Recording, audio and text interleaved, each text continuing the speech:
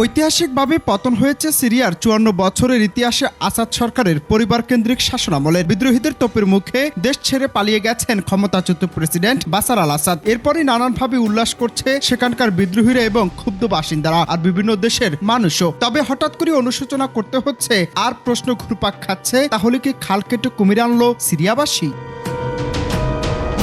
মূল কারণ হিসেবে উল্লেখ করা হয়, আসাদ ছিল ইরান সমর্থিত, কিন্তু বিদ্রোহীরা যতই ইসলামপন্থী সংগঠন হোক না কেন তাদের বিজয়কে নিজেদের কাজে লাগাচ্ছে ইসরায়েল এবং যুক্তরাষ্ট্র। আবার আসাদের পতনের পরপরই গোলান মালভূমির অসামরিক বাপাঞ্চল দখলে নিয়েছে ইসরায়েলের সেনাবাহিনী। ইসরায়েলের প্রধানমন্ত্রী বেনিয়ামিন নেতানিয়াহু এক ঘোষণায় এই দাবি করেছেন, যার কারণে এখন শঙ্কিত সিরিয়াবাসী। কারণ যে স্বাধীনতার জন্য তারা মহা আনন্দে মেতে উঠেছে, সেই স্বাধীনতা নিয়ে এখন তারা সন্দিহান। কারণ ইসরায়েল সিরিয়ার প্রতিরক্ষাকে বিনষ্ট করতে মরিয়া হয়ে আছে।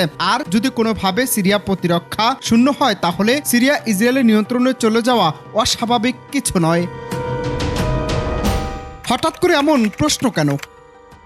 সম্প্রতি আসাদ সরকারের পতনের পর ইসরায়েলি সামরিক বাহিনী সিরিয়ায় ২৫০টিরও বেশি লক্ষ্যবস্তুতে হামলা চালিয়েছে বলে আন্তর্জাতিক সংবাদ মাধ্যম আল জাজিরার প্রতিবেদনে বলা হয়েছে। একটি ইসরায়েলি নিরাপত্তা সূত্র স্থানীয় সংবাদ মাধ্যমকে জানিয়েছে, আল আসাদকে অপসারণের পর সিরিয়ায় ইসরায়েলি বিমান বাহিনী ইতিহাসে সবচেয়ে বড় বিমান হামলা চালিয়েছে। এতে করে প্রশ্ন এমন করে উঠছে, সিরিয়া দখলের পর কি মহা আতঙ্কে পড়তে যাচ্ছে বিশ্ব মুসলিম সমাজ নাকি না? আবার Syrian civil defence white helmet জানিয়েছে, শহরের উপকণ্ঠে বৈজ্ঞানিক গবেষণা কেন্দ্রগুলো লক্ষ্য করে ইসরায়েলি বাহিনী হামলা চালিয়েছে। এরপর দমকল কর্মীরা দামেস্কে আগুন নিভিয়েছে। তারা আরো জানিয়েছে, শহরের বিষাক্ত গ্যাসের যে গুজব ছড়িয়েছে তা সত্য নয়। এ নিয়ে হোয়াইট হেলমেট এক্সের একটি পোস্টে জানিয়েছে, আগুন নেভানোর সময় অস্বাভাবিক বিষাক্ত ধোঁয়ার কোনো প্রমাণ পাওয়া যায়নি। আবার তাদের অন্য লক্ষ্যবস্তুগুলোর মধ্যে রয়েছে আসাদ সেনাবাহিনীর ঘাঁটি, বেশ কয়েকটি fighter jet, air missile system, production site এবং গুদামে। এদিকে council on American Islamic relation সিরিয়ায় ইসরায়েলের আক্রমণ এবং বোমাবর্ষণের নিন্দা জানিয়েছে। তারা বলছে, সিরিয়ার জনগণ বিদেশি দখলদারত্ব এবং সহিংসতা থেকে মুক্ত, তাদের দেশ আবার পুনর্গঠনের যোগ্য। এক্সের একটি বিবৃতিতে গাজা গণহত্যা সত্ত্বেও ইসরায়েলি প্রধানমন্ত্রী বেনিয়ামিন নেতানিয়াহু সরকারকে অস্ত্র পাঠানোর জন্য মার্কিন প্রেসিডেন্ট বাইডেনের নিন্দা করেছে।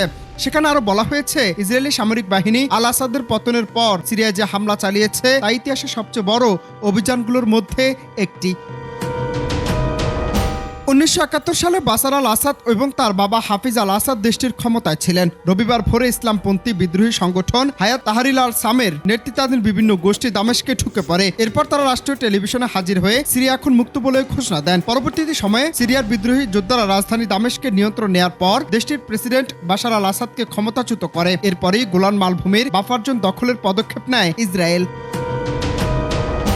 আবার বিবিসির তথ্য অনুযায়ী ১৯৬৭ সালে ৬ দিনের যুদ্ধ শেষে গোলান মালভূমির দখল নেয় ইসরায়েল। এরপর ১৯৮১ সালে তারা এই অঞ্চলটিকে একতরফাভাবে নিজেদের অংশ বলে ঘোষণা দেয়। তবে ইসরায়েলের পদক্ষেপ কোনো আন্তর্জাতিক স্বীকৃতি পায়নি, যদিও ২০১৯ সালে যুক্তরাষ্ট্র পদক্ষেপকে স্বীকৃতি দেয়। এখন বিষয় হচ্ছে, সবকিছুর হিসেব নিকেশ মিলিয়ে সকল মহলে চিন্তার ভাঁজ। যদি এক এক করে পুরো সিরিয়া কোনোভাবে দখলে নেয় ইসরায়েল, তাহলে কি মুসলিম সম্প্রদায়ের উপর ভয়ঙ্কর কোনো নির্যাতনের আভাস আছে কি? প্রশ্ন থেকে যায়। অনন্ত হাসান মাসুদ, বাংলা টিভি।